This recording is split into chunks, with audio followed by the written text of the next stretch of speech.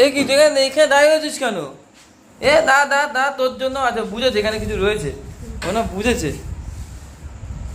আর চিকু পাপা এই তোমার জন্য নিয়ে এসেছি পাপা, দাঁড়াও দেবো তো তো এটা কি বাবু নিয়ে এসেছি? এ ও দেখবে। দেবো দাঁড়াও বাবা দাঁড়াও, তুমি ওরকম করে না মা, দাঁড়াও দেবো তো এটা না এটা তোর জন্য। বাবা এটা তো ল্যাংচা, লেডিকিনি ল্যাংচা, আমি ল্যাংচাই বলবো, ঠিক আছে?